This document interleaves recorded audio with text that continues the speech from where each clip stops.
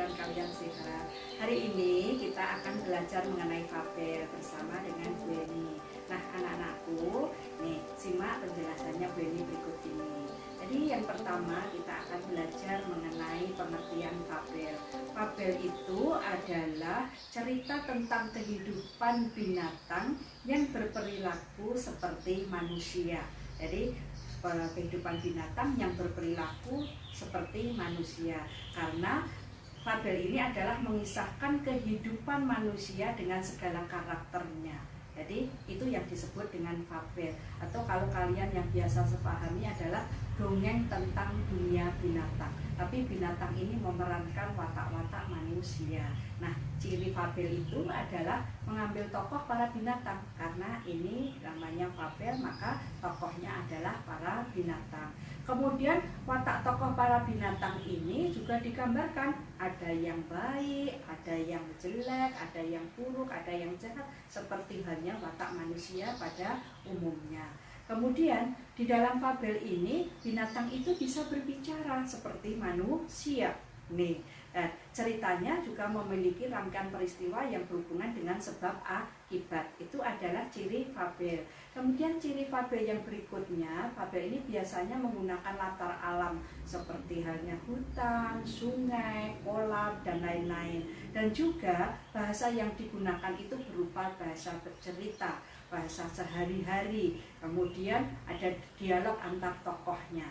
Jadi penggunaan bahasanya adalah bahasa sehari-hari yang biasa digunakan dalam percakapan sehari-hari, tapi diperankan oleh binatang. Kemudian karena fabel ini adalah unsur termasuk karya fiksi. Karya fiksi itu adalah karya yang berdasarkan hasil dari imajinasi. Jadi berupa khayalan, cerita fantasi anak-anakku, cerita khayalan ini. Dan maka unsurnya sama dengan unsur cerita-cerita fiksi yang lain. Jadi dalam fabel ini ada mempunyai unsur tema. Tema itu adalah pokok permasalahan yang diangkat menjadi cerita. Jadi gagasan yang mendasari cerita. Ini pokok persoalan yang diangkat dalam cerita. Itulah yang disebut dengan tema. Kalau misalnya mengangkat sebuah persahabatan, berarti temanya persahabatan. Bisa juga tentang sebuah kebaikan, juga bisa juga misalnya sebuah kasih sayang, itu juga bisa anak-anakku. Kemudian di dalam fabel itu ada tokoh, tapi tokoh dalam fabel itu berupa binatang. Ini, jadi tokoh ini yang menjadi pelaku di dalam cerita, itu berupa binatang. Jadi ada tokoh utama. Tokoh utama itu yang menjadi pusat cerita, yang sering muncul ini. Jadi kemudian ada tokoh pembantu. Tokoh pembantu ini adalah tokoh tambahan di dalam cerita itu. Yang kedua adalah perwatakan atau pemberian watak pada tokoh-tokohnya. Jadi memberikan watak tokoh itu bisa secara langsung atau secara analitik. Jadi misalnya si Comil adalah kucing yang cantik dan baik hati.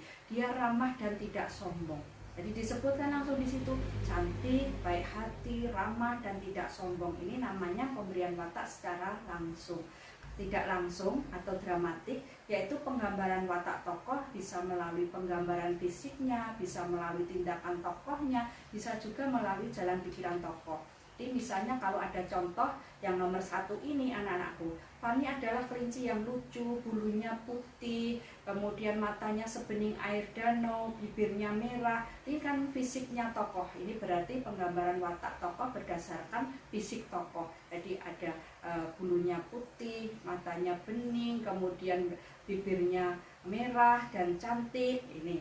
Kemudian ada yang kedua, bisa juga melalui kegiatan tokoh. Kalau kalian melihat di dalam contoh ini, kira-kira sedang apa singa ini? Nah, berarti sedang marah. Bisa dilihat dari kegiatan tokohnya. Kemudian ada juga dari kebiasaan tokoh. Nah, kalian bisa menandakan ini anak-anakku. Ada belalang, seekor belalang yang selalu hidup menyendiri. Dari cerita ini kalian bisa melihat watak tokoh atau menemukan watak tokoh yang suka menyendiri. Ini dari kebiasaan tokoh. Kemudian ada juga yang berdasarkan dialog dengan dirinya sendiri. Dialog dengan dirinya sendiri. Kue ini pasti nikmat sekali, apalagi jika aku makan sendiri tanpa berbagi dengan mereka. Gumanya dalam hati. Nah ini berkata dengan dirinya sendiri, dia tidak mau berbagi, berarti dia orang yang pelit, ini yang tidak suka berbagi. Kemudian bisa juga melalui dialog dengan tokoh lain. Ini kalau dialog dengan dirinya sendiri tadi disebut monolog, kalau percakapan dengan tokoh lain itu namanya dialog. Kamu tidak bisa terbang karena kakimu kecil. Kalau kakiku sempurna, bisa melompat ke sana kemana-mana. Kata-kata pada semut. Jangan menghina kata, Tuhan memberikan kita kelebihan masing-masing. Burung bersuara dengan lembut. Nah, dari dialog ini bisa diketahui watak kata yang sombong dan watak burung yang bijaksana. Ini. Kemudian ada pemberian karakter pada tokoh ini. Jika tokoh itu memerankan yang baik-baik, tokoh yang baik hati, yang lembut, yang suka menolong, berarti dia sebagai tokoh protagonis atau tokoh yang baik.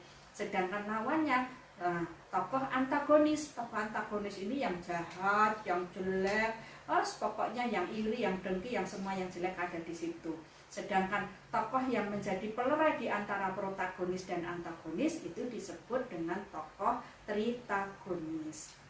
Kemudian ada unsur yang ketiga, yaitu latar cerita atau setting. Setting atau latar cerita itu adalah di mana, kapan, dan dalam suasana apa peristiwa dalam cerita itu terjadi. Jadi tempatnya di mana itu berarti latar tempat. Kapan waktunya itu berarti latar waktu. Bagaimana suasananya berarti itu latar suasana. Di suatu pagi yang cerah di sebuah hutan, tinggallah seekor gajah yang sedang galau hatinya.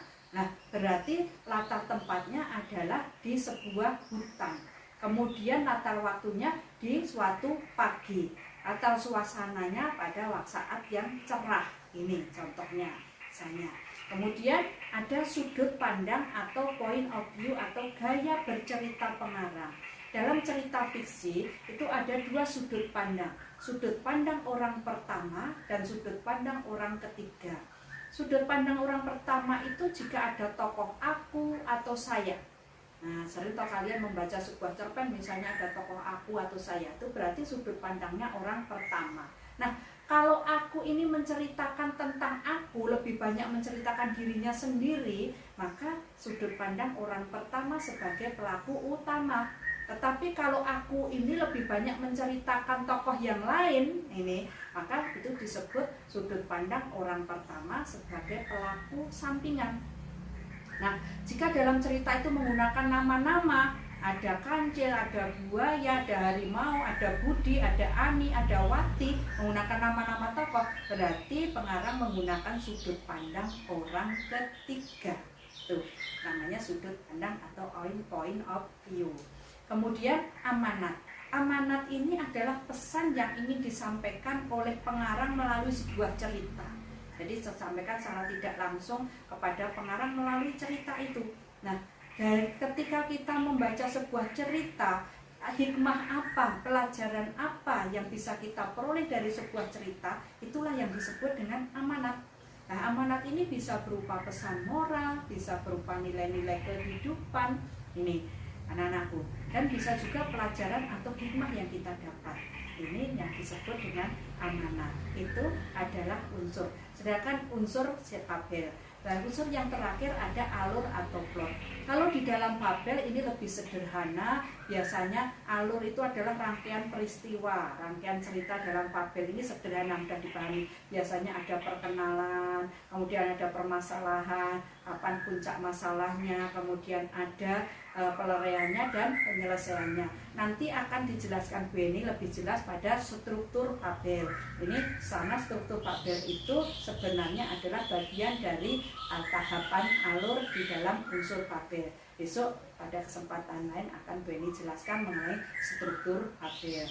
Kemudian dari jenisnya, anak-anakku, jenis fabel itu ada fabel alami, fabel alami dan fabel adaptasi. Yang dimaksud fabel alami itu jika menggunakan watak tokoh binatang itu ya seperti apa adanya, seperti kondisi nyata. Misalnya kalau kura-kura diberi watak lamban, singa diberi watak ganas dan buas. Ini misalnya Kemudian latar alam yang digunakan pun hutan, kolam, sungai. Ini namanya fabel alami jika menggunakan latar seperti itu. Tapi kok ada fabel yang menggunakan latar misalnya di jalan raya, di rumah makan, kemudian misalnya di sebuah gedung. Ini berarti disebut fabel adaptasi, yaitu fabel yang memberikan watak tokoh dengan mengubah watak aslinya pada dunia nyata dan menggunakan tempat